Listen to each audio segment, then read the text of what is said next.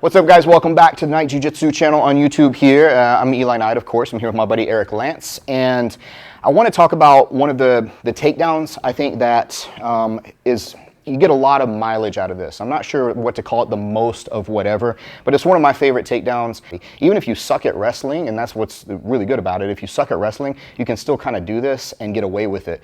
Again, not the highest risk behind it, and it's a big reward if it pays off. So it is, of course, the arm drag takedown. And this is more kind of my poor man's imitation of Marcelo Garcia's arm drag takedown, because he is the best in the world that ever existed with this, in my opinion. And essentially what's happening is I just need to get an arm to drag, and then I just need to slip and fall. It's a little more complicated than that, so we'll talk about the mechanics of it. Essentially, probably this guy's not just going to give me his arm. It'd be nice if he did, but I need to listen to this response some kind of how. But essentially what's going to happen, I can go from outside grip this way or over the top this way. There will be people that will tell you, you absolutely have to do it this way, or you absolutely have to do it this way. They're both right and they're both wrong. So the main thing is I get a grip by the wrist here, and I get a grip on the inside up by the tricep here this way. Now, it's not going to be that easy, but I'll show you a couple different ways that we can elicit that response. But what's going to happen is whenever I do this, essentially I'm going to go here, I'm going to pull, but the big thing is I can't stay stuck on his arm. As I pull, I'm kind of shucking down the arm this way. And as I do that, I'm slipping and falling underneath him. But it's a very intentional slip and fall. Whenever we get to this position here like this, and I get a hold of this grip like here, then I'm going to step, and this leg is going to go between his two legs. I want to try to get my hamstring on this leg to hit his ankle, and my other leg is bending to the outside here this way, right? So now, this is one response that might happen, is I might take him all the way down to his knee or both knees, or it may land on his face. This would be great. Either way, this is a pretty good reaction, because now it gives me ability to come up, and now I can start getting my waist lock, chasing his back, and everything is good because I did a successful takedown.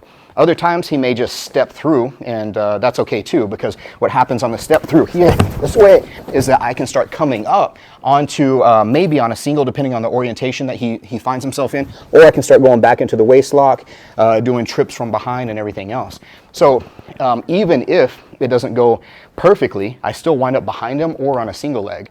Sometimes the guy will turn and face you because he doesn't want to keep his back exposed, especially with jiu-jitsu guys. They'll like turn around, and they may even sit to pull guard, they may fall to pull guard, or they may just turn back and face you and start fighting you that way, which again gives you opportunity for a single leg.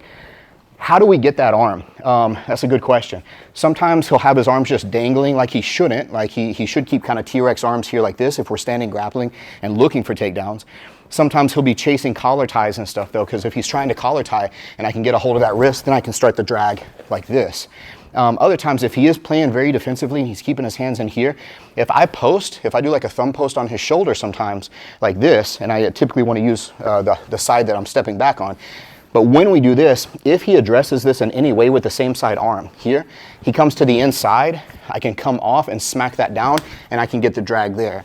If he comes to the outside of that arm here like this, we can circle and I can drag. So those are two really good ways to elicit the response to get access to do that arm drag. So when we're in here like this, and I want to keep my head nice and low, and we're in this wrestling kind of stance, I want to reach out and post. When he starts addressing it, then we come here, and then we can start chasing the back like that. So that's a really good way that we can start using that. But this, of course, is like anything else. It takes some drilling. Whenever we're here like this, I may even post on his head, and when he goes to elicit that response, even him getting my wrist, that still gives me part of the connection. So whether I grab his wrist outside over or he grabs my wrist, I can still drag off of his grip. So that's another benefit of this one.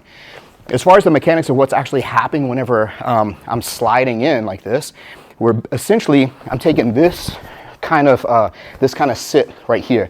So my hamstring is blocking here. That's what causes the trip. That's why sometimes he'll fall down to his knees. Other times he may step out of it like that. This leg here is staying bent and posted and on active toes, so that regardless of what happens here, whether he goes to his knee or he steps out, I'm able to rebuild my structure, right? So let's say that I go in, I drag him forward, his momentum's going forward, and he slips past this. Let's go back up to standing here. So when he goes to step out of that here this way, I'm able to sweep that leg back here and then rebuild my structure, and now that's how I can come up and get back to my waist lock or whatever. So again, extremely versatile, extremely useful takedown is this arm drag takedown like this. And again, The reason I say it's low risk is that even if I completely beef it and he just walks away from me whenever I go to do this arm drag here, he just walks off, I can still rebuild my structure and I didn't really lose anything. We're right back in the same kind of grip fighting position or whatever. I think this needs to be part of everybody's arsenal whenever you're dealing with anything standing. It has pretty wide-reaching implications. You can do this gi, you can do it no gi, you can transition it to a collar drag or start using grips if you are in the gi. Even if it's with striking, a lot of the time this can still work when strikes are involved. Now, obviously, I don't want to sit here and try to grab at his arms when he can punch me in the face, but there's a lot of times that we will wind up kind of in a clinch type response here that I can start to sit in for that arm drag. So the last thing I'll end off on this is just so that we can get the dexterity and the sensitivity that we need to be able to take advantage of that arm drag is when we go here, a good way that we can drill this arm drag is, again, I can post and get him to touch my arm, but I want to build up the dexterity of getting it. So what I'm going to have Eric do is he's going to actually put his hand on my shoulder or my chest, and I can go from the inside or outside. If he's already made contact and he's posted, I want to take this hand and I want to wax off this way here. So it's this kind of motion, and I'm using the blade of my body here. I'm not just moving with my arm, but I'm going here this way, right?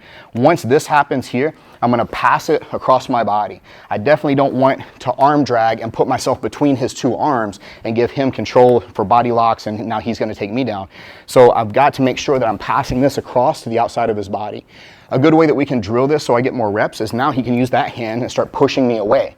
Once he does that, I'm going to take this hand off his tricep and it's going to go to his wrist on this side. Now I can drag here. He pushes, I drag, he pushes, I drag, he pushes, I drag. And it's a good way to get lots and lots of reps, and I'm constantly building up the sensitivity that I need to take advantage of it as soon as it comes into play. So anyway, again, one of my favorite all-time takedowns. If you want to watch the masters that work with it, then go watch some old Marcelo Garcia footage whenever he was competing in ADCC, and he hits this on everybody. Even arguably superior wrestlers, he was still getting the takedown on them with this kind of arm drag. So let me know in the comments what you think about it, and if there's a different variation of it that you personally like, and who you think the best in the world at arm drags from a competitive level was, because I want to watch film on them if it wasn't Marcelo Garcia.